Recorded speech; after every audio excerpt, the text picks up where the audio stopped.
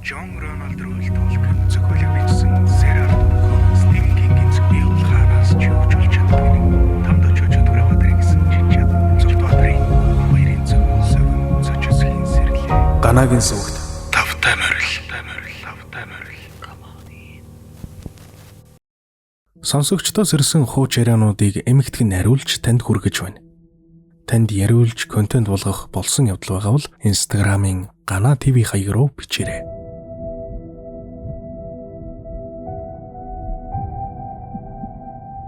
Энэ явдал тохиолдох үед би 12 дугаар ангид ороод удаагүй байсан юм. Намар дуусч өвлөг эхлэхдээ зэрэгцсэн Улаанбаатарт болох найрал дууны том тэмцээнд оролцохоор бид сургуулаараа явцгаасан юм. Эрдэнэтээс бид 39 хүүхэд 2 эмэгтэй багштайгаа нэг том автобусанд сууж дуу хөөртөө явцгааж үлээ. Анх удаа гэрээсээ хол аав ээжгүй явж байгаа болохоор гоё чимшиг муухай чимшиг нэг л сонин санагдаж байсан. Улаанбаатар явах замдаа дүү нартайгаа инээлдэж хөхрөлдөж явсаар шөнө 12:01 цагийн үед буудаллах газар ирж буулаа. Хүүхэд бүр ачаагаа авч очсон амралтын газрынхаа гэрүүдээ сонгохоор яарцгааж байв. Би ч ус адил тэшээ аваад дүүнартайгаа юм ирээд цуг алхаж гэрээ сонгох болсон юм. Нэг түлхүүрийг дүүнараараа сонгуулаад гэрлүүгээ зүгэлцгээв. Багш маань гэр гэртээ насны ангиллаар 5-6 хүүхэд хуваарлсан. Харин манай гэрт хамгийн их буюу надтай нийлээд 7 охин хуваарлагдсан юм. Тэгээд хамт гэрт орох дүүнартайгаа гэрийн гадаа дуу шуутай хөхрөлдөд зөхөж очоод хаалга онгойлгоцгосон. Замд олон цаг явсан болохоор ч тэрвөө дүүнэр бүгдээр орнуудаа хил баяртай сонгоцгосон. Харин надад тэр гэр таалагдаагүй. Нэг л хачин эвгүй мэдрэмж төрөөд байсан юм. Би гэр дотор хэд тойрч алхачаад орон дээр очиод суусан ч намайг нэг л гонсгор байгааг 2-3 дүү анзаарчихсан үрээд ирлээ. Яасан бэ гэж царайчингийн тажин болчихлоо гэхээр нь жааха ядарсан юм шиг байна. Та нар ороо сонгосон бол ачаагаа гаргаад унтцгаа гэчгээд би өөрийнхөө ачааг задлсан. Хүүхдүүд шөнө тоглож юм ярьж хонно гэж байсан ч замын уртад ядраад бүгдээрээ унтаад өгсөн дөө. Харин би шүнжин тухтаа унтаж чадаагүй. 2 цагийн үед сэрж өрвөөгөөд буцаж унтаад дахиад л 3 цаг өнгөрч байгаад сэрчгээд ядарч байж яагаад ингэж байгаагаа гайхсаар байтал өглөөний 6 цаг болгочихлоо. Ганцаараа босч нүүр гараа угаачаад орж ирэтэл дүүнэр маань сэрж эхлэв. Тэгсэн чинь 10 дугаар ангийн нэг дүү маань орон дээрээ босч сууснаа намайг дуудсан. Яваад очтол царайн цонх хийчихсэн, нүд нь улаачихсан. Их л ядарсан шинжтэй надад ингэж ирсэн. Игчээ би өчигдөр шөнө бие засах гээд босоод суусан чинь гэрээ хаалганы өмнө 2 хавхар, нэг нь махлаг, нөгөө нь туранхай 2 хүн над руу ширтээ сандал дээр сууж исэн. Зүүдэлсэн байхтай гээд нүдээ нухад харсан чинь үнэхээр л тэнд сууж исэн. Би айсандаа та нарыг дуудсан боловч хэн ч сэрээгүй. Тэгээд цуг унтчихс охиныхаа араар ороод хүнчлөө толгойд бүрийн нөмрөөд нүгдчихсэн. Айсаар байгаад арай гэж өглөө болголоо гэсэн.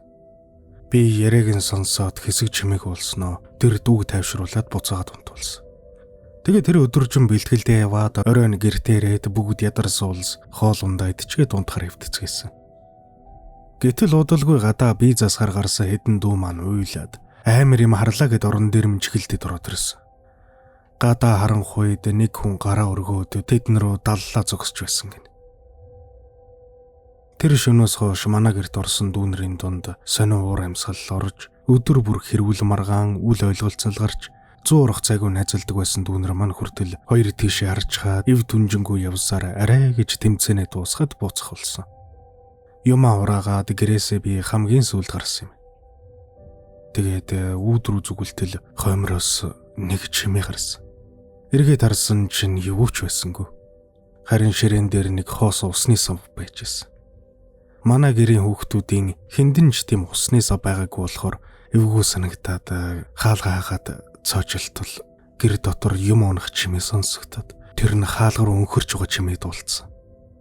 Доктор нэг л хачин болоод зүрх дэлбэрэх гэж байгаа юм шиг хүчтэй савлаад бушуухан л нөгөө хэд рүүгээ автобус руугаа гүйсэндээ.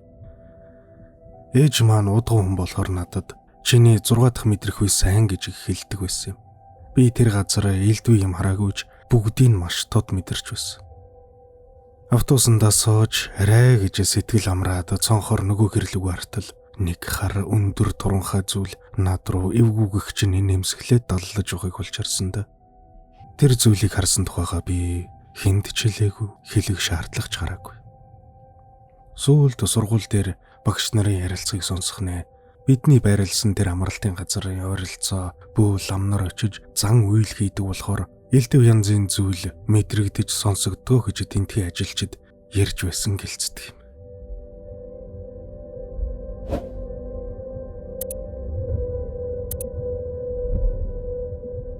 Энэ явдал намайг 9 дугаар ангид байхад болсон юм. Бид төгсөх анги хамт байх зүйлийн жилгээд л бөөн сэтгэл хөөрөл болсон хүүхдүүд дурсамж бүтээх гээд болохгүй юмар оролдож бөө юм болцоож байлаа.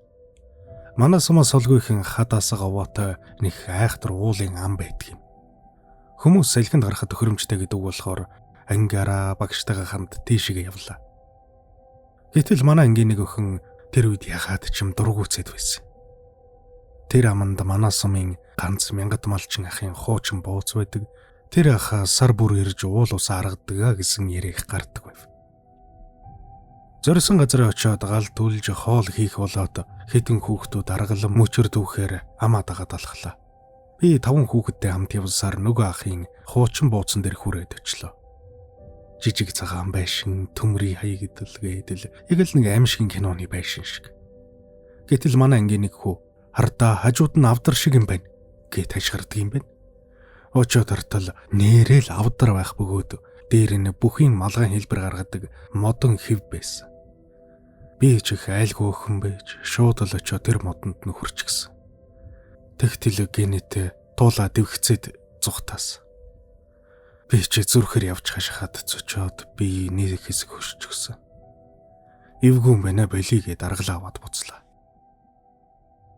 Байрлсан газараа очиод гал асах гэтэл аргал маань олигтой асахгүй удаа хаяад ухарна. Бид томчуудад хэлэлгүй тэнд байсан улиасны мөчрийг углаад аваад ирсэн юм. Оройн гал тойроод сууж байхад багш маань энэ газар их тогшин савдаг нь айхтар хүчтэй аргадж байсан лам нь суугаар өнгөрсөн гэдгийг. Тийм болохоор энэ хэвийн мод чулууг хамаагүй хөдөлгөж болохгүй шүү. Савдаг гэдэг чинь хүнээс уусаад ямар ч амтнд хуурч чаддаг юм байдгийг гинлээ гэж ярихаар нь өдрийн туулай санаанд ороод би ярцаагаад явчихсан. Салхинд гарч ирсний дараа хэдэн өдөр зүгээр байснаа 3 дахь хоногоос хачин юмнууд тохиолдоод эхэлсэн.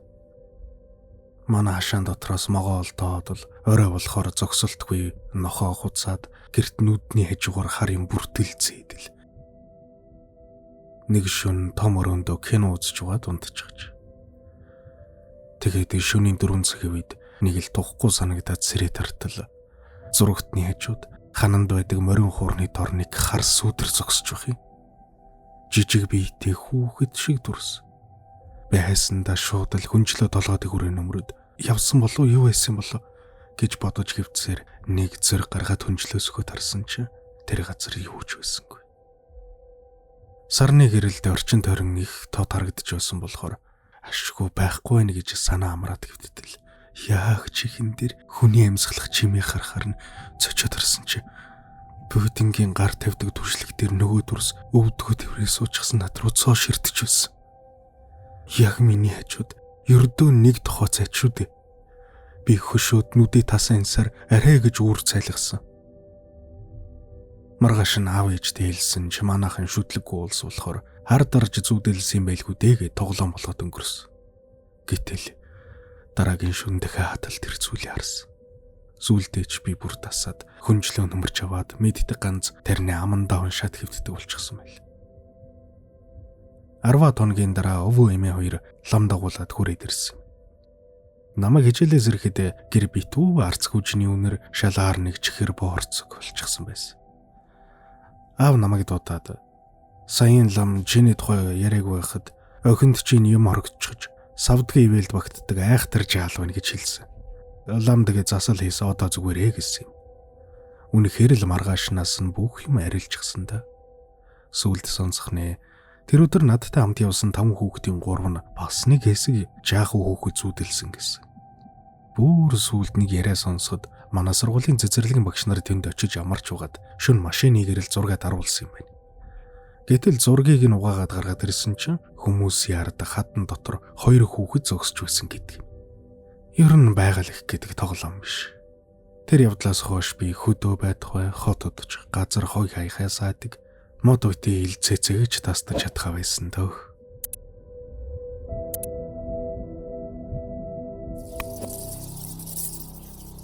Аравдугаар ангид л байсан юм. Манай сургуулийн ойрхон их том гол байдаг. Гүүртэй, тэр гүүрний доорх хэсэг нь аймагта гүнзгийгээр алдартай. Тийшээгээ хичээл дараад найзуудтайгаа хамт очиж сэлдэг байлаа да. Байдгал нэг өдөр хичээлээ дараад сурснараа бөөнд гол руу явцгаав. Ус руу үсэрч ороод л инээлдээд л гомын идэж сууцгаасан шиг сайхан л байсан.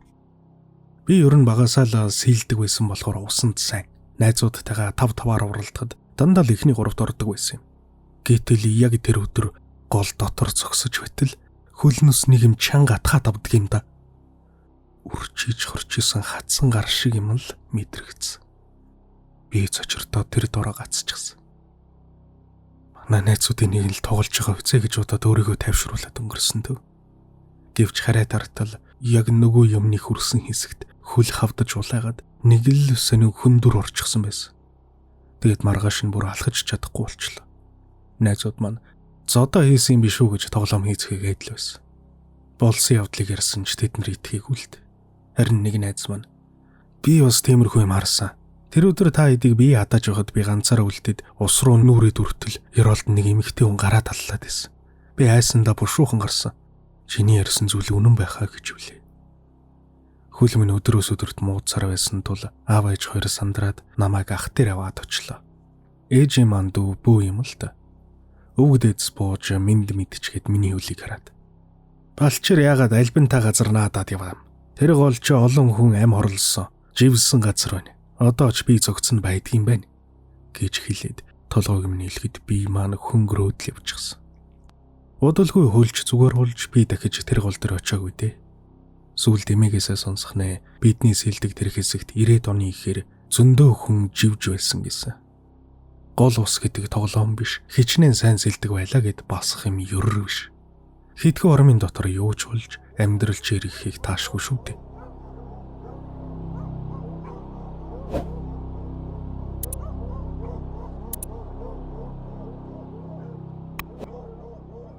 Би айлын ганц өхөн, манай ээж айлын баг. Тийм болохоор би өвөөгийнхөө амны хайртай эзээ өхөн байлаа.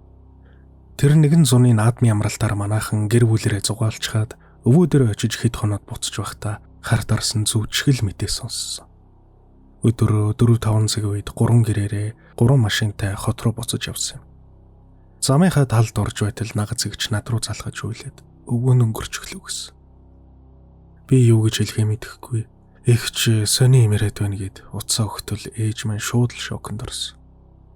Уцаад хар хурдаараа очтол байшингийнх нь хаалгыг банзаар дараад хатчихсан байсныг ээж минь хараад үнэхээр хэцүү байсан да. 2 хоног ажил явдал болоод 3 дахь хоногийн оройн харуу бүрийгээр бүгд нүүр гараа угааж эхэллээ. Гинтэл маш хүчтэй салхилаад байсан. Би нэлх хүүхдтэй байсан болохоор аав гэлс хоошоо очиж угаачхаа тэр гээд хүүгэм тэврээд үлдсэн. Гүйж очоод нүүр угааж байтал ихч өнөөдөр эргэлттэй өдөр гэсэн шүү гэлс хараарай гэхэд дотор пал хийгээд л явчихсан. Өмнөх өдрүүдэд нь тогтун байсан газар чинь тэр өдөр яагаад ч маш хүчтэй салхилаад нэг л эвгүй болчихлоо. Их чин дороод зулаасааж арцууг болоод сууж байтал хүү маань гинэт үүд рүү харснаа шас хийтэл уйлаад над руу биш яг миний урд дургүйгээд явчихсан.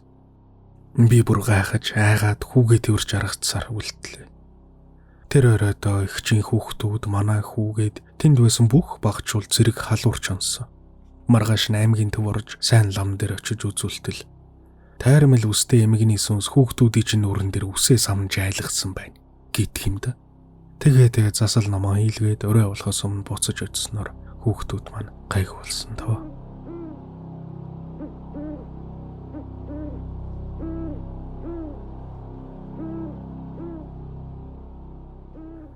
Би 16 тайл байсан юм.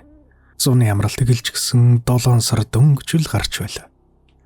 Манай нэг авга гэгч байдаг юм. Нилээ ядруухан амьдралтай болохоор гэр хорооллоор түрээсийн байшин хэсж амьдардаг байсан.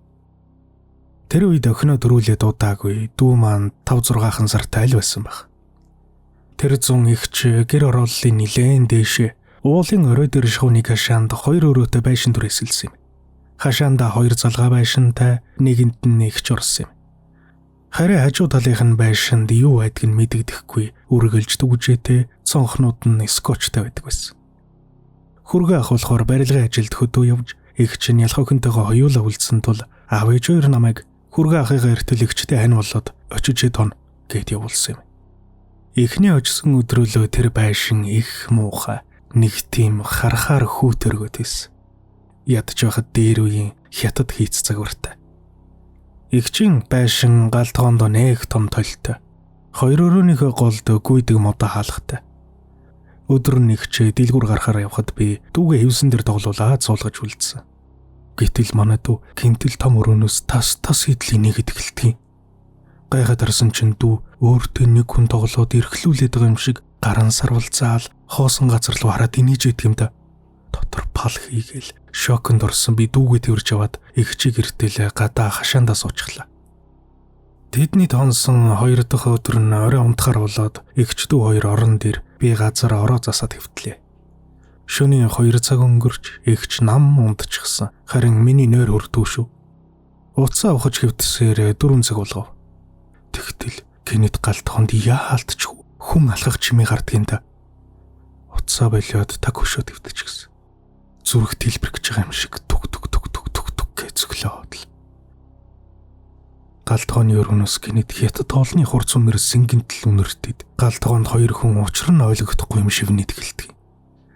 Би хайсан төхөлс цувж нүднээс нулимс урсч байтал эгч босч ирээд гэрэл асаагаад миний дүү босороо явъя гэж хэлсэн. Хоолойн айсан нийлд чичгэнжсэн. Эгч ч ус тэр чимээг тэр үнэрийг мэдэрсэн юм байлээ. Тэгээд дүүгээ уйлуулан байцрээгээд хамаг хурдаараа хуцаа аваад гарах гэж хэтэл том өрөөний цонхыг гаднаас нь 3-4 удаа хүчтэй пат хийдэл нүцсэн. Би ч зочсондоо орилоод тэгэд уйлсан. Эгч дүү бид гурав унтлагын хувцастайгаа хэдэн хувц хамж аваад л гэрээсээ гараад гүйсэн. Зун болохоор гадаа үүр цайгаад эхэлчихэж. Эргэж чаралгүй хашаанаасаа гараад доошоо уруудаад гүгэд эхэлсэн. Нилээн гүйж угаад би хашаа руугаа эргээд харсан чинь хашааны өдөнд нэг өндөр эрэхтэй хүн бид гурвыг явж байна уу гэсэн шиг араас таг хүлийгөөж ширтээ зогсож исэн. Тэгээд засмал зам дээр ирээд такси бариад шууд манад очсон доо. Маргааш нь хүргээ ахын найзууд очиж гэрийн хамаг эмээг аваад түлхүүрийг нь дотор нь үлдээгээд нүүсэндээ. Байшингийн эзэн рүү залгаад болсон явдлыг хэлсэн чинь юу ч хэлэлгүй уцаа тасалсан гэсэн. Тэр үнэхээр хятад хүний сүнс байсан уугүй юм итгэхгүй. Одоо би ч гэдэж нуруугаар хүүт тааж байна.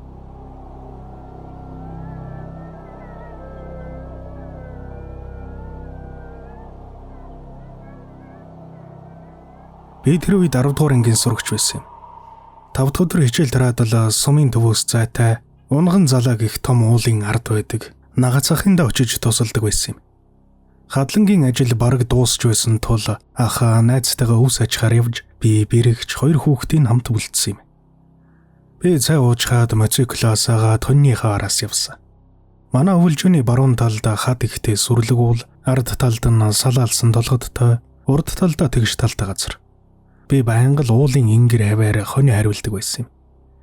Тэр хавьд 3 хэрэгсүр байх бөгөөд голынх нь их том, нөгөө 2 нь арай жижигхэн. Тэр 3 хэрэгсүрийг тойруулаад томоо жолоонуудаар тэгдэрүүлчин хүрээ татчихсан байдаг. Би тэр хаваар очихоор хоол нэг л таагв санагдаад удаан байж чаддаг юм л та. Сахал тайлын залуу шөнө адууга хайж явахдаа тэр хэрэгсүрийн хажуугаар өнгөртөл морин чихээ сор тойлгоол үргээд тавьчихсан гэж ярихын сонсоод итгэж өгдөг байсанс. Тэр өдөр нар жаргах төгөж байхад хонио тууж ирээд гэртээ ортол хүн алга.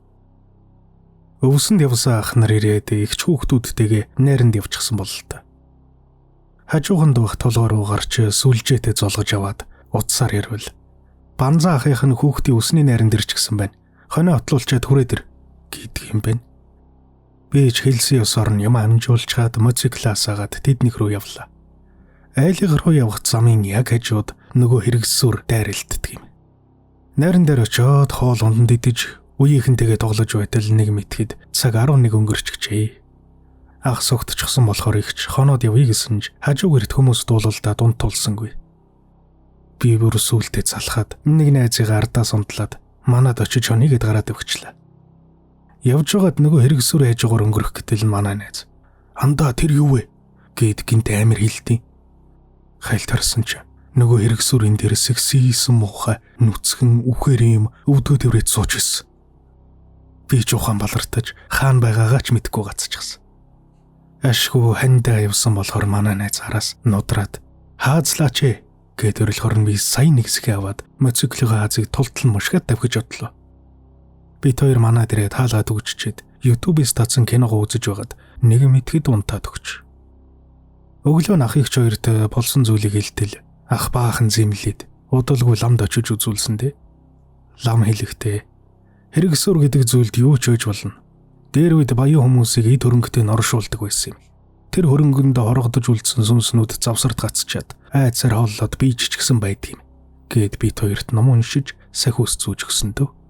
Дараа найз маань хэлэхдээ "Чамайг хаацлаа л явсан чинь нөгөө юм босоо цогсцсон араас харж исэн" гэсэн дээ.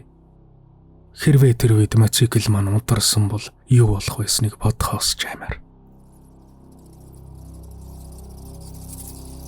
Илүү олон сонирхолтой хууч яриа болон бусад контентуудыг үзхийг хүсвэл Ганагийн сүгийг subscribe хийж хажууд нь байгаа хонхыг дарж идэвхжүүлснээр бичлэг орох бүрд танд цаг алдалгүй notification-ээр мэдэгдэл очих болно. Баярлалаа. Энэ явдлууд саяхных одоогоос 2-3 жилийн өмнөх явдал юм. Манай хүн жирэмсэн болоод удааг байхдаа гинтэл юм хардаг болчихлоо. Яагаад тэгснийг мэдэхгүй. Уг нь манай хүн өөрөө онгод тойлдоо. Тэгж зөв хүндээ очиж үзүүлтэл онготоо авах болоогүй 4 жилийн дараа ёс журмаар аавна гэж байсан юм. Тэрнээс өмнө бид хоёр буруу онготоо залаад яг л бодилж явахдаа хороололд байр түрээсэлж амьдрдаг байлаа. Тэр байр нэг л биш юмтай байсан. Ороход л нуруу хүйд таагаад нэг л эвгүй. Орцны толин хүртэл эвгүй. Би бүр харахаас ч айдаг байлаа. Нэг өдөр ажил тараад ирэтэл манай хүн амнаас нь цус гараа татчихсан, бараагаа цуучихсан, барьж байсан эрхэн тасраад газар хөвтөж байх юм. Би ч сандраад арай гэж сэргийлээ.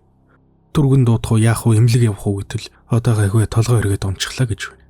Шалсаар байгаад юу болсныг нэрвэлсэн.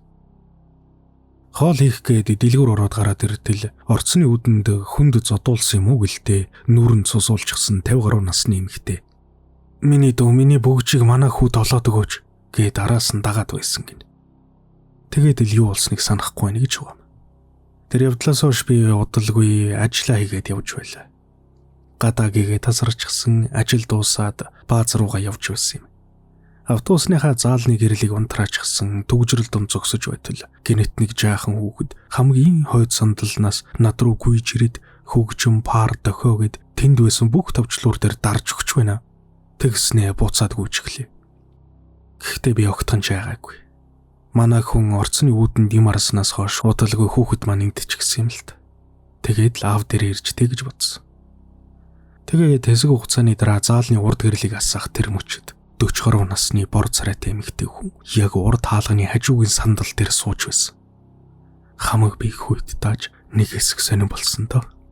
Дараах нь эхнэр бит хоёр шүн баруун салаа руу аршин авахар явж байтал замын хоёр талын шонгийн голын утсан дээр хүн сууж байх юм. Би чи харвуу гэд эхнэрээс асуусан ч манай хүн бити тоо гэж үлээ. Хүний санаанд оромгүй газар тэд нар ч байж байдаг юм билээ. Тэгэд бит хоёр хорооллын байрнаас гараад цайзын тэнд хажуу өрөө түрээсэллээ. Өдөр нь очиж уулзахад эхнэр нөхөр хоёр охинтойгоо ээж хойд автайгаа амьдардаг айл байв. Бит хоёр тэр оройд нүгэд орсон. Орой унтах гээд хэвтэж байтал манай хүн хэлж байна. Хараа энд 5 орчим насны эрэгтэй хүүхэд байна. Тэр сандал дээр буруу хараа тонгойчсон сууж ийн гэд.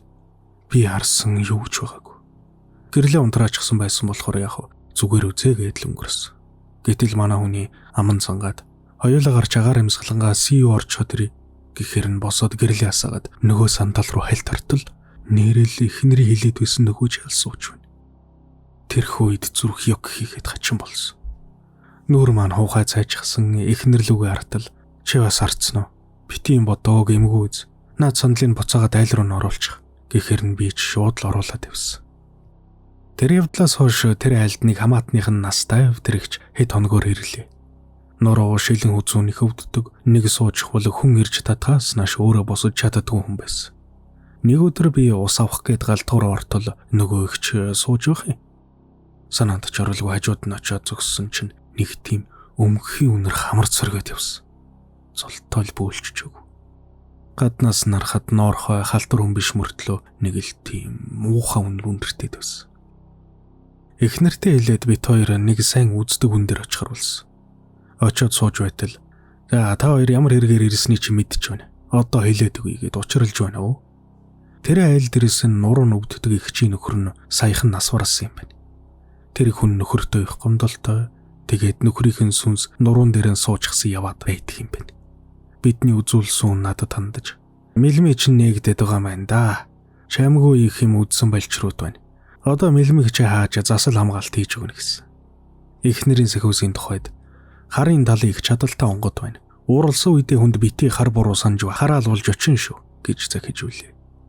Харин нөгөө 5 настай хүүгийн тухайд тэр айлын хойд авна урд нь амьдралтай байхдаа 2 хүүтэй байж баг хүн 5 настай өвөд болсон юм байна. Тэр хүүгийнхэн сүнс аавыгаа дагаж муу юмнаас хамгаалж явдаг гэсэн. Тэр ах өөрөө жаах үл бүтэх гар байн хулгай хийн цагдаа шүүхээр их явдаг мөртлөө нэг ч удаа ялавч байгаагүй. 111-т хэдэн удаа орж байсан болохоос бусдаар гайгүй аз тагиж ярьж байсан. За тэр ч аз биш байхад сүнс гэж байдаггүй, итгэдэггүй гэж хэлдэг хүмүүст хэлэхэд үнэхээр байдаг гэдэг бол үнэн шүү.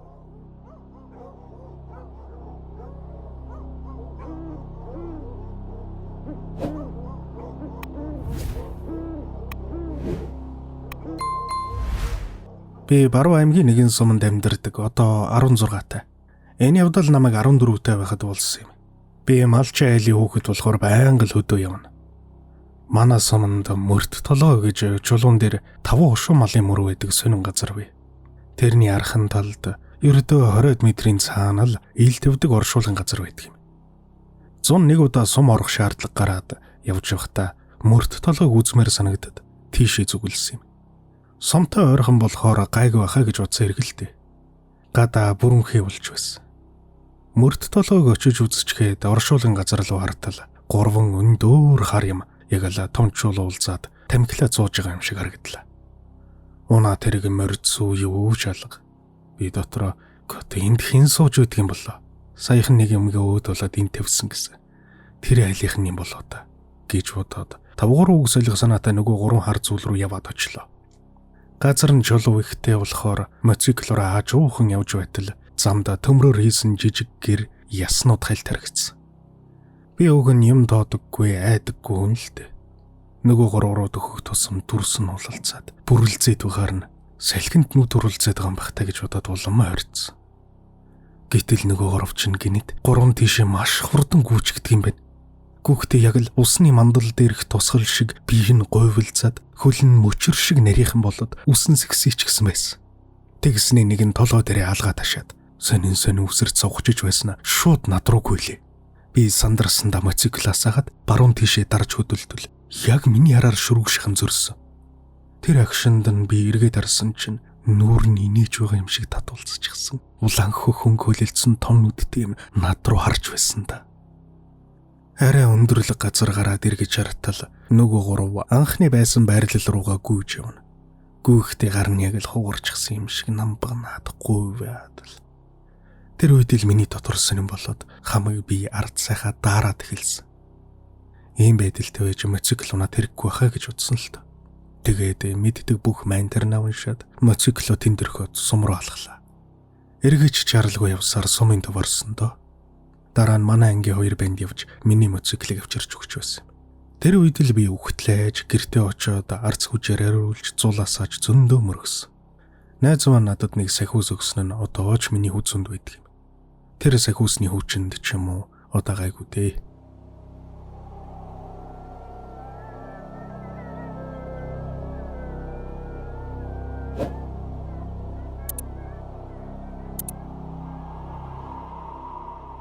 Намайг 8 билүү 9 дугаар ангид байхад ийм явдал болсон юм. Хавар болоод гадаад улаарчсан цаг агаарч сайхан болсон үе. Тэр өрөө ээж намайг дэлгүүр лөө буданд явуулсан. Би дэлгүр орж будаавчаад нэг чихэндээ чихвч зүгээд алхаж явсан. Араас хүн дуудах шиг болдго юм байна. Хин юм болдоо гэдээ эргээд харсан. Би тэр үед сүнсч төрөвчгэж айжичхээч мэддэггүй хөөхт байсан. Манай хажуу байли хашааны доогоор бараг үхэр мөлхөд орчхоор том нүхтэй байсан.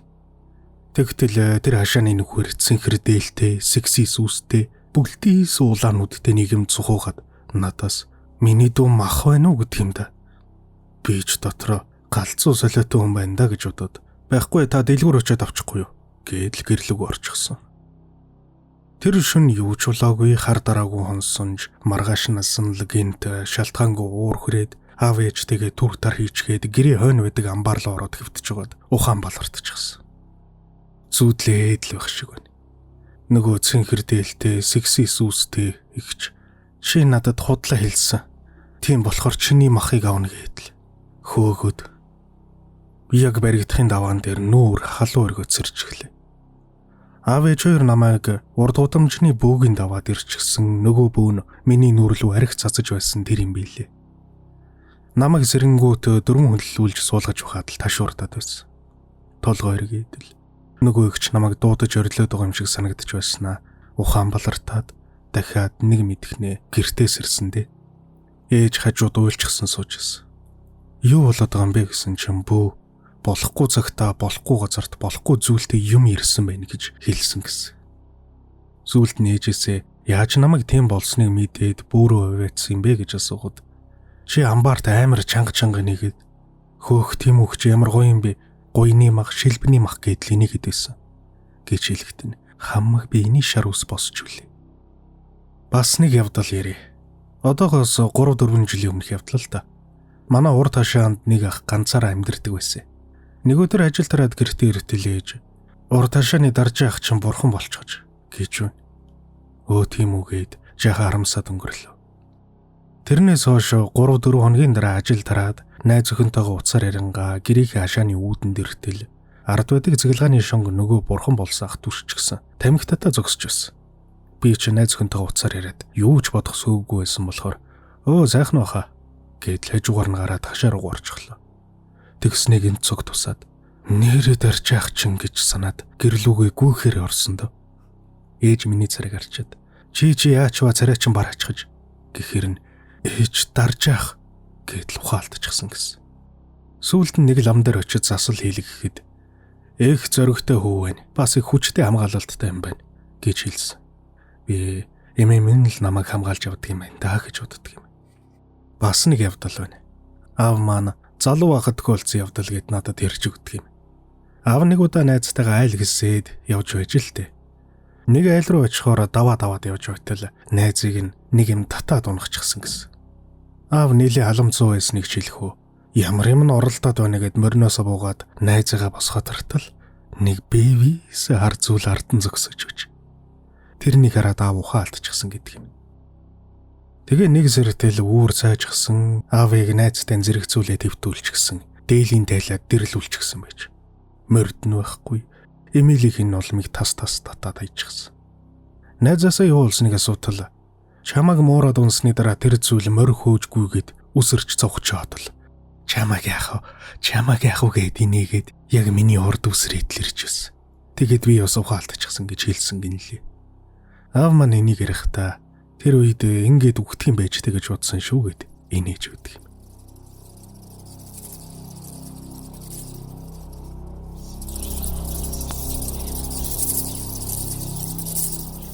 Өгийн нууран дээр болсон явдлыг сонсоод өөртөө тохиолдсон нэг явдлыг хуучлая гэж бодлоо. Одоогоос 10-аад жилийн өмнө би их сургуулаа төгсөөд ангийнхаа хэдэн хүүхэдтэй өгийн нуур руу 3 шөнө 4 өдрөөр явсан юм. Очиж үзсэн хүмүүс сайн мэдэх байх. Нуурын ойролцоо сарвжтай, тэрнээс нэг 10-аас 15 минут алхах зайд модон жорлонтой хэсэг байдаг да. Тэнд буудалахаар боллоо. Бидний найз маань аав ах хоёр машинтай гүргэж өгчхөд үдээс хойштоо буцаад явцгаасан юм. Би тэд нэг жижиг нэг том майхан бариад хоол ундаа хийгээд үлдсэн л дээ. Би жижиг майханд нь 2 найзтайгаа орсон. Эхний өрөөж яах вэ? Сайхан ууцгаагаад бараг тасраад унчихсан болохоор юу ч мэдэрсэнгүй. 2 дахь хорой нь унтах гээд майхандаа хөвдөж байсан чинь гадаа хүн гиншид хажуугаар нуурын усны чимээ ч юм уу сонин чимээ гараад их юм. Найзаасаа сонсч гинөө гэд асуусан чинь үгүй л гин. Том майхны хоёр нөхөр л гадаа заварч байна дөө гэж удаад унтлаа. Шүн дунд сэрээд үүд рүү хартал.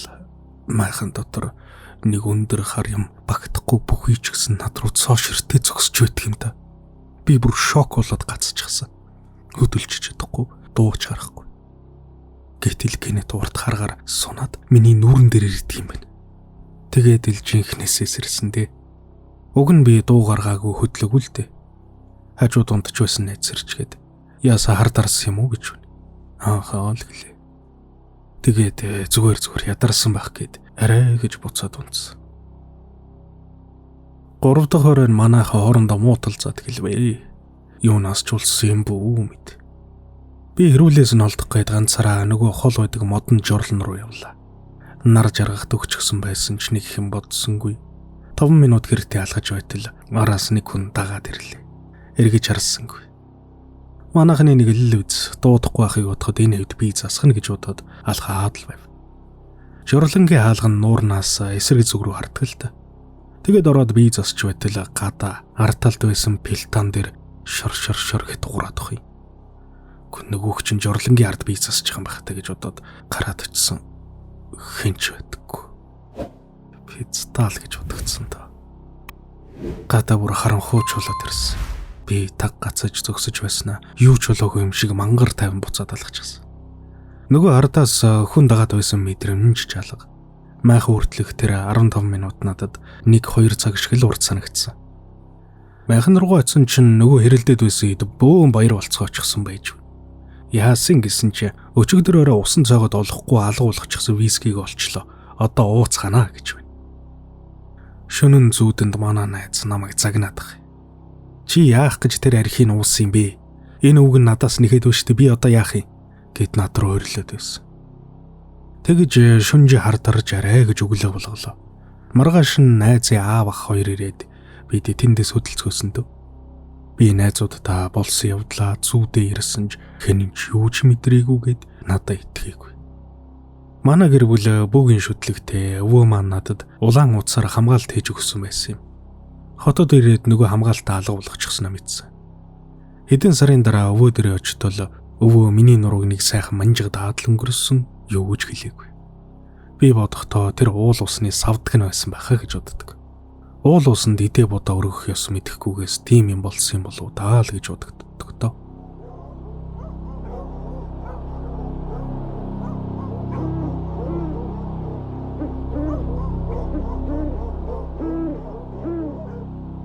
Би хэлийн дугаар энгийн заставт алба хаасан юм. Манай цагийн манааны байр заставаас 200 гаруй метр зайтай нэлээд алслагдсан газар байдаг байлаа. Нэг шөнө 12 өнгөрөөд цагийн манаанд гарахаар явбаа. Замдаа заставын даргын түлээний амбарын хажуугаар явдаг юм. Тэр амбарын хаалга нь ямар ч салхихгүй байхад өөрөө нээгдэж чихраад л цаана нь төмөр салхинд хийсэж байгаа юм шиг муухай чимээ гараад үнэхээр эвгүй. Манааны байранда сууж байхад гадаа хүний хөлийн жимээ тод сонсогдоно. Ашгүй ээлж ирж байна гэд хүлээхээр яг хаалган дээр ирээд л хөлийн жимээ тасарчихна. Эхэндээ ч ахва айдгал байлаа. Сүүлдээ бүр хал цэрэг болоод ороод ирээ гэж хашгираад хаалгаа онгоолгодог болчихсон байсан. Нэг удаа манай нэг хал цэрэг манаан дээрээ байхдаа 5-6 удаа буудаж бөө юм болсон юмдаг. Бидний гүүгээд очиход гаднаас нэг хүн над руу буудсан. Би өөдөөс нь хариу галсан гэж ярьж байсан ч бид нар унтж байгаад хар дарж тэгээд өнгөрцөөс юм. Тэгтэл үүнээс удалгүй би өөрөө манаан дээрээ зүрмгэлж байтал ээлж ирэх шиг боллоо. Ёо ашгүй гэд босох гэтэл нэг юм шууд над руу тайрч хоолоо боож эхэлсэн. Хүн үхэх гэж байхдаа буурууга гараасаар байж яаж игээд буудах гэж үздэг юм бэлээ. Тэр үед л нөгөө хал цэргийн ярьсан зүйл үнэн байсныг ойлгосон доо. Ёстой сүнс сүдэр чөтгөр гэдэг нь л тэр байх. Манай заставта дорж гэдэг цэрэг байсан юм. Манер манааны байранд орохоос амар айдаг. Чимээ сонсогдоод байна гэдэл тэрээстэй. Тэр оны 6 дугаар сарын сүүлээр хил дээр зөрчил гарч заставын бүх цэргүүд хил рүү явж застав эзгүрлээ. Бараг доржоо бит хоёр л үлдсэн дээ. Өдөр 12-д гараад шөнийн 2 цаг хүртэл гадаа манаанд сууж байтал Манааны хойхон байдаг гахаан байр гинэт мангар том гэрэл болоод өвөрчихлээ. Нойрмоглоод буруу харж байгаа юм бах та гэдэг нүдээ харчаад тартал дараагийн ээлж болох дөрж ирээд надтай шууд наалдчихсан. Хамаг би инжижирч байна. Зайлаж яагаад байгаа юм бэ гэд үлгэх гэтэл нөгөөх маань нөгөө гэрийг харчихсан хоолойн сөөгөд юу ч дуурч чадахгүй зүгсч үжвлээ. Бас нэг орой Бямба гэдэг харуулын дарагтай хамт байхад цагаан өнгөтэй аймаар уурт юм Манааны байр руу мөлхөж байхыг харсан. Бямба дарагтай хэлтэл хурдл Манааны байр руу гэдэг сургалтын бөөгөд гүйлгэв. Гүүгээд очтол нөгөө доржо Манаан дээр унтаж байна. Дарага доржог зөхөд сэрэтэл би буучхсан ээлж ирж намайг битээ алаач гэд үйлээд унсан. Буугийн шалгатал сум тамагсинтайгаа бэлэн болгочихсон байсан. Манай заставын трэвд хуучны казакуудын дайны үеийн оковууд их элсийн ухахаар одоо ч сум гарч ирдэг их цус асгарсан газар л та. Тийм болохоор ч тэр үе ялангуяа саргуу харанхуй шүн янз янзын юм л Манааны эзэргүүдэд мэдрэгддэг байсан гэж одоо би боддог юм.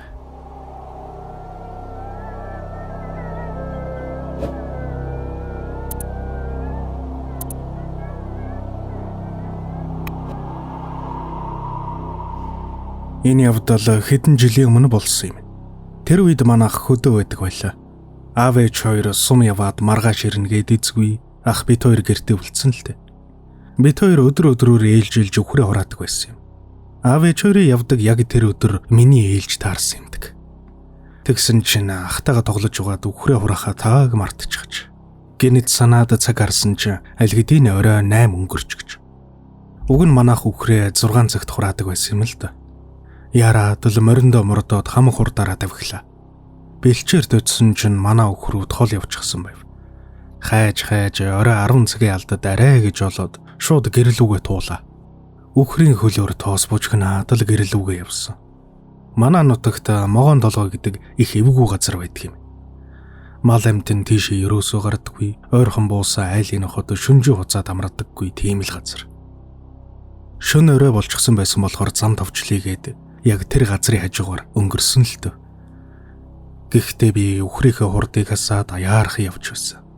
Гэтэл ард нэг юм дуурах шиг болж байна. Тэгэхэр нэргээд харсан газрын дунд тавьцаа нэг хар юм бүртэлцээд харагдсан.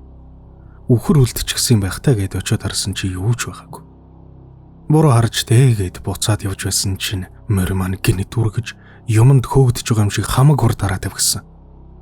Арай гэж морины хамыг татаж тогтоотол дахиад л үргэж ухас хийснээ гинэт таг зогсчихсан.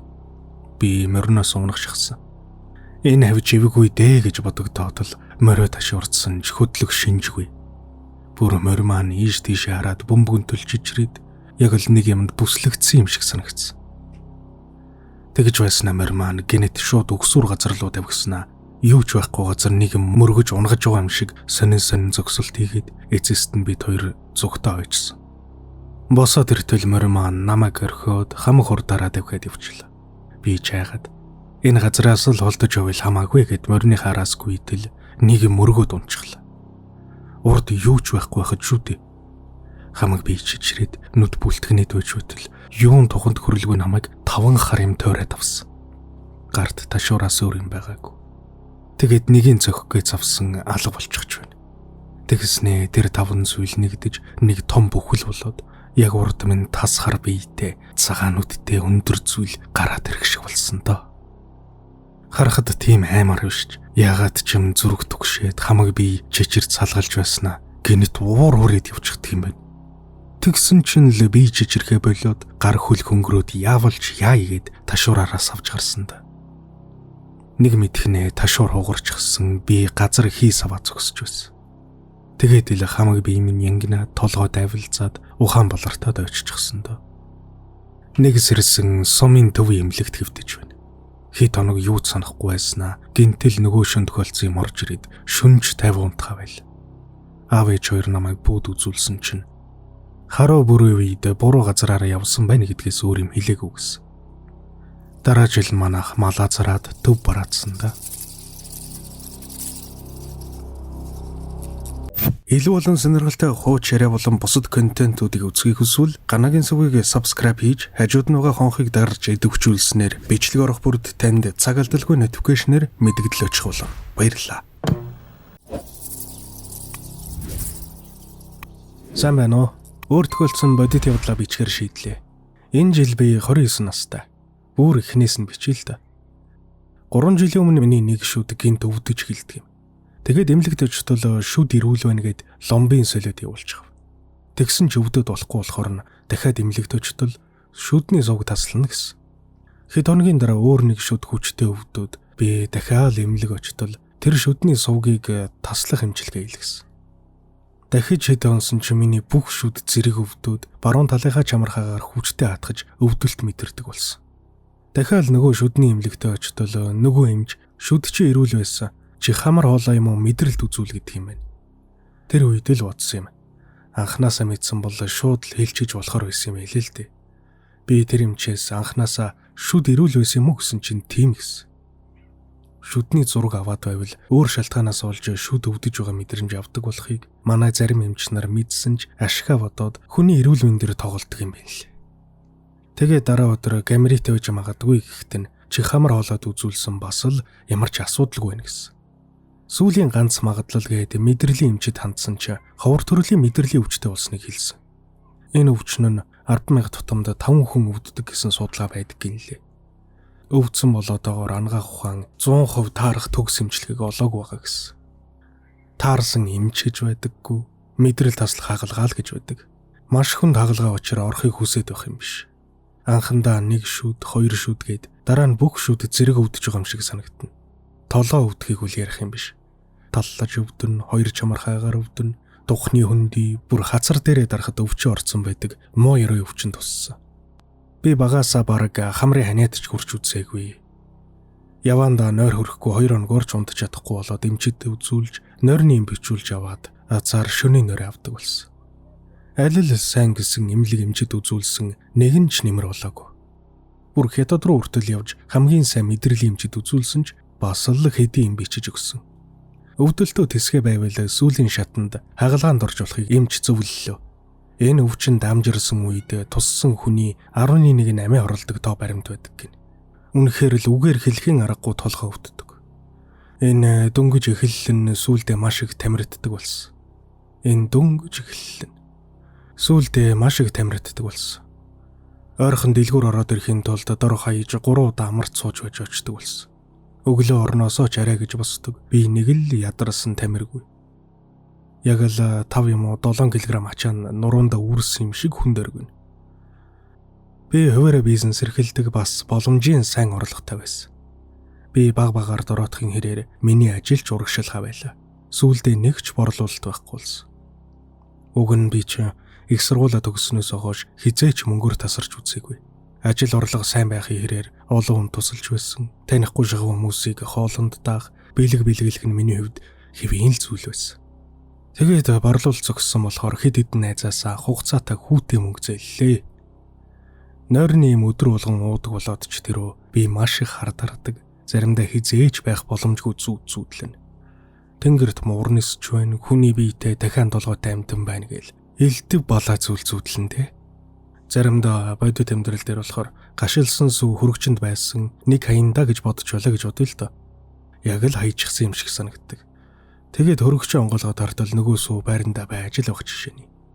Зүүдэндээ хаясан гэж зүүдлээд бодит амьдралтайгаа холиод байдаг болчихсон.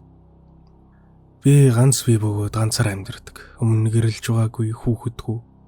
Миний амьдралдаа хизээч мэдэрч үзээгүй зүйл бол эрэгтэй хүн. Нэг залуу таалагдлаа гэж бодоход дурлал азгууддаггүй гэж хэлэхүү дээ. Гэвч би өвдөж эхэлснээс хойш ямар ч чаталдах ч хүн байхгүй болсон. Найзуудтайгаа ганц нэг удаа гарахад үеийн ганц нэг залуу тааралдана. Чи ёстой өөрхөө харагдаж байна гэж хэлэх боловч алга болчихно. Энэ 3 жилийн хугацаанд нэг ч хүнтэй чат бичиж үзээгүйгээд бодчих. Бүр надаас дөлөөд алга болчихно. Би гадаадд сурч байхдаа нэг залууд сайн байсан юм. Гэхдээ түүнтэй үерхэж үзээгүй ганц нэг юм л ярьж үзсэн. Харахад нэг л дотн сайхан залуу санагддаг байлаа. Манай найзын ээж нь сайн зурхааж бөгөөд нэг удаа би найзтайгаа уцаар ярьж байхдаа найзыгаа тэр залуутай дахин уулзах нь уу гэж асуугаад өгөөч гэлээ. Найз маань ч асуугаад эргээ залгийгээд хэд хоног алга болчих. Миний санахын 3 өдрийн дараа найз залгаад энгийн зүйлс ярьж байгаад хоолоогоодсаад эвтэйхэн өнгө аясаар хэлсэн. Чам дээр түлэг буухгүй байна гэсэн гинэ. Сүнсгүй байна гэж байна гэхэд нь би ч бас тоосонгүй өөр юм яриад тасалсан. Хэд хоног алга болсон амхандаа намайг айлахгүй гэж эвтэйх хэлэх учраа олохгүй байсан тэр юм байлээ. Дахиад хэд хоносны дараа дахин залгаж чи сүнсээ дуудуулж засал хэлэхгүй бол аюултай байж болно шүү ч гэлээ. Би хизэнээс ээл шүтлэггүй цагаан сар харж засал ном хийлэгдэггүй. Харин үнэхээр сайн зурхаж энтерд бол итгэдэг. Найз маань бүр 3 дахь удаага залгаад чамд ойрын хүнээс ч маш хүчтэй хараалаа хийж нилээ удчихсан 2 жил болсон байх гэхээр нь утсаа таслаад хэсэг зур бодов. Өмнө нь темирхүү юмд итгэдэггүй байсан хүн чинь үнэхээр л биеэрээ туулаад ирэхээр итгэдэг юм байлээ. Хэсэг хугацаанд бодлоо. 2-3 жилийн өмнө би хинтээ муудалцлаа гэж. Бас ойрын хүн гэхээр хэн байж болох вэ гээл надад өс санахаар хүн баймааргүй юм а гэж бодож нэг зүйлийг саналаа. Яг 3 жилийн өмнө би X-ээс салснаас сансан. Үнэхээр төвөгтэй хүн байсан. Үерхсэн хугацаа нь урт юм шиг боловч дийлэнх хугацаанд нь би гадаадд байсан болохоор холын зайны үерхэл байсан юм. Монгол ирээд 3 сар хамт амьдарч үзээд миний бодсон шиг хүн байгаагүй тул 2 тийшээ болсон. Салахта миний зарим уран зургийн трийг аваад явсан байсан зарах гэж байгаа муу чаваас. Би ч салж ил байвал тэр эд юмс ч дүрчээ гэж бодоод юмаа чаваагүй. Яг хамт амьдраад ирэхээр бодсон хүн шиг бол биш байсан. Хизээж ажил хийж үзээгүй, туйлын залах уу, бас худалж хэрүүлж. Чи ажлын ярилцлаганд явахгүй мүү гэхээр тэр газар хүн авахаа байчихсан ч гэх юм уу шалтгаан байн гаргана. Бас уух дуртай. Аав нь өвөө нь бүгд архины амаралтай гэж сонссон. Би ч салсандаа баярлаад байж байтал фэйсбүүкээр байнга юм бичнэ. Санаад байна гээл. Тэгээд блоклж дахиж холбоо барих боломжгүй болгосон юм. Тэр хүн л элдв юм хийлгсэн байх та гэж бодсон. Ингээд би сүнсээ дуудуулах засал хийлгэлээ. Тэгж байж одоо нэг төлөг бууж болохоор болов. Зурхаач ямар хүн хараал хийсэн байх боломжтойг маш нарийн хэлсэн. Дунд насны хазгай хэлтэй Монгол цусны хүн биш болохыг хэлсэн. Тэгсэн чинь миний толгойд нэг дурсамж зурс хийгээл ороод ирсэн. Юу вэ гэхээр манай X сэлэнгийн нэг тосгонд явж байхдаа нэг хачиргалтай явдлыг надад ярьж өсныг саналаа. Тухайн үед нэгэн цагаач Орос айлын тонсон юм л да. Нутгийнх нь шулам гэж ярьдаг юм гэсэн. Хараалж ятгах хийхдээ гаргуун, баргийн хүн айгаад муудалцдаг юм баг. Тэр эмэгтэйд гаднаас 2 шил арайг авч ороод нөгөөх нь тэр 2 шил архийг бараг нэг амьсгаар уугаад яаж ч хичээгээд өөрөөс нь гарахгүй хөгшин эрэгтэй хүний хоолоогоор ярьж гэлсэн гэсэн. Оросоор хараал хэлээд хэсэг оролж байснаа буцаад эрэгтэй хоолоогоор ярьж хэвийн үе рүүгээ шилжсэн. Тийм их хэмжээний арх уусан ч огт цогтоогүй байсан юм байна. Би тухайн үедээ ингэж ярьсныг сонсоод ярина гэж бас алах юм а. Мухар сүсгтэй хүмүүс л итгэдэг байхаа гэж дотроо бодод өнгөрч байсан. Тэгээд арга чарга хан дамаа нэг чадaltaй бөөгийн сураг гаргасан. Тухайн бөөтөө биеэр уулзаагүй зөвхөн уцаар ирсэн л та. Тэр бөө миний байр байдлыг мэдээд чамд маш том хараал хийж би 60 хоол гарчихсан. Миний бие хөгшөрсөн учраас дийлэхгүй гэж айж байна гэж хэлсэн. Дахиад хит хоног өөр сайн бөө хайлаа. Олон жилийн өмнө манай хамаатны ах хуурамч бөөгийн золиос болоод засал хийх нэртэй алчсан болохоор би бөөнраас өөрийн ирэхгүй айж сүрддэг байсан юм. Миний сайн танил бас нэг бөө зааж өглөө. Очоод бөөлүүллээ. Бөө хэлж байна. Ийм хүнээр ийм хүн хараал хийлгэжээ гэд. Яг л нөгөө сэлэнгийн тосхны Антонина гэдэг хүнийг хэллээ. Хараал зорж хийлгэсэн хүн X биш, түүний ээж нь надад өвшөрсөндөө хараал хийлгэсэн байна гэсэн. Цаашаа үргэлжлүүлээд ийм сайхан сэтгэлтэй өхөнд тийм хийж үл байдаг. Муухай улсууд юм аа гэдэг шагширчээсэн. Насаараа хүнтэй сууж хүүхэдтэй болохгүй хараал хийсэн байна. Түгээрч урахгүй солио өвчин тусч галзууруулах чатга хийсэн байна гэж хэлсэн. Тэгээд надад засал хийж өгч чадна гэсэн. Нийт 30 төрлийн юм бэлтгэх ёстой гэж би чиж явлаа. Их олон юм зарлагдаж хийсэн хараал үнэхээр сонь юм. Урд нь ийм хараалтай хизээж таарч байгаагүй. Орос заншлаар хийсэн хараал Монгол бөөгийнхөөс шал өөр байдаг юм л. 7 ширхэг зүү, 7 чимж тогооны хөө, 7 ширхэг улаан хумс гэх мэт. Надад хийсэн хараал эдгэр бүх зүйлс бүгд орсон байна. Хараал хийхдээ юу зарсан байна? Яг тэр аргаар хараалыг буцаах бөгөөд тухайн хараал хийхдээ намайг орлуулж хүүхэлдээ хийгээд 7 ширхэг зүү хатгаж өргөсөн гэсэн. Толгоо өвддөг болсон ч үүнтэй холбоотой гэсэн. Хэд хоногийн дараа би заслаа хийлгэлээ. Намайг төлөөлүүлж тэр хүүхэлтэйг сүүжний ясан дунд хийгээ зүүгээр хатгаад нар шинхээс өмнө хол аваачиж бол гэсэн юм. Би ч хараа хурдаараа гараад ууланд очиж болох гэж байтал холоос 3-4 хар нохой гүйж ирж байна. Би ч яагаад хараа хурдаараа булаад өөр зүг рүү гүйлээ. Замдаа буцаж явтал миний сууж явсан машин улаан машинтай мөргөлдөж өгсөн. Кинон дээр л ийм явдал гардаг байх. Биеэр туулж үзээгүй хүн энэ хараалагчийн хорлолыг төсөөлөгч. Зарим нь бүр итгэгч байх. Бөө хамгийн сүүлд хэлэхдээ чи тэр сүүлийн 3 жил өөрийнхөө амьдрах амьдралаар амьдраагүй байна. Хараалыг хийсэн хүн дээж тэр чамд ч тэр хорлолгүй болголоо. Үгийн ам бүхтэй эрүүлхэн тулдаал өдий зэрэгтэй явсан байна гэсэн. Хараал хийн гэдэг нь Тэнгэрийн хуулийг зөрчиж байна гэсэн үг. Ямар ч байсан 33 нас хүртэл амьдрна. 33 наснда дахиад том засал хийлгэвэл 40 орчим наснда хүнтэй гэрлэнэ гэсэн юм. Хараалаас болж хувь тавилангаар амьдарч чадаагүй, харин ч хизээж хүнтэй гэрлэж чадахгүй байсныг бодвол оройтсон ч гэсэн гэрлэн шүү дээ гэж хэлээ. Өөрийн хүсэл зорилгоо биелүүлээд гэрлэхэд за тэгээ болно доо л гэсэн. Амьдралдаа улан засал хийж байсан боловч ийм том хараал харж байгаагүй юм байна гэж бөө мань үлдсэн дээ. Миний хамгийн их гайхдаг зүйл бол юунд тэгж өвшөрхөөд ийм хараал хийлгэсэн бэ гэдгийг гайхаад байдаг. Эрэм салахыг алиг тэрхэвдэ. Хүүн худалж жүжигчин болохоор миний талаар худлаа ирснийг үүсэхгүй. Би тэр өдрөөс ердөө 5 хоногийн дотор өмнө зээлсэн бүх хөрөө төлсөн. Надад үнэт хэдлэл алтын юмнууд байдгийг тааг мартчихсан байсан. Бүгднийг тушаасан да. Засал хийлгэснээс хойш 4 сар өнгөрч. Би ядарч сувилтах нь хамаагүй багассан. Бас толгой хүчтэй өвдгөнч дэрсэн. Харин нойр нэмээ уусан хэвэр. Сэтгэл санаа ч одоо болтол докторгүй. Олон хүнтэй автобусанд сууж чадахгүй. Такси барьвал зөвхөн хой талдан л суудаг. Хүмүүс бүгд аюултай санагддаг. Би баг байхдаа галзууны өдрийн тэмдэглэл гэдэг ном уншиж байсан. Тэр галзуурсан хүн болгоныг өөрийнх нь махыг идэх гэж байна гэж боддог, үргэлж айцтай байдаг шиг надад ч гэсэн хүн болго аюултай санагддаг. Гадаа алхаж байхдаа салхилэн мод хөдөлгөд ч айж зочдөг. Би ирээд үед энгийн хүний амьдралаар амьдарч чадах хэсгийг мэдэхгүй байх. Нэрээ бөө хэлэхдээ эрүүл мэнд чинь хоног хоногоор хуучин ивэнд орж болохч сэтгэл санааны солиорлог чинь чамаас өөр хинж чам тусалж чадахгүй. Сөрөг муу зүйл бодож эхлэхдээ анхаарлаа өөр зүйл дээр төвлөрүүлж аль болох тайван байх хэрэгтэй гэсэн. Чамайг харахад эрүүл хүн шиг харагдаж байна. Хинж солиорч байгаа гэж харахааргүй байна гэсэн. Хэрвээ миний түүх энэ сувгт орох юм бол сэтгэл санаагаа хэрхэн зөв удирдах, эерэг аз жаргалтай болох зөвлөгөөгөө өгвөл би баярлах болно. Би бүгдийг чинь комментиг уншина. Та бүхэнд эрүүлэн аз жаргалыг хүсье.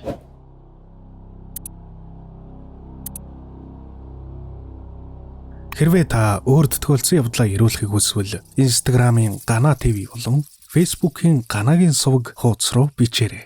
Таны крилэр цэгцтэй алдаагүй хэмэл оюун ухаанаар биш зөвхөн өөрөө бичсэн бичвэрийг уншиж үзээд газар ус хүний нэр онцгийг нь өөрчлөөд оруулах болно. Маш олон хүн болсон явдлаа явуулж байгаа учраас мессеж бүрт тэр дор нь хариу өгч амждаггүй. Гэхдээ заавал хариу мессеж voice явуулдаг шүү. Баярлалаа. Дараагийн дугаараар уулзцгаая. Миний оруулж буй бичлэгүүдийг цагаалдалгүй, алгасалгүй үзхийг хүсвэл subscribe дарж, хажууд нь байгаа хонхыг дарж идэвхжүүлээрэй.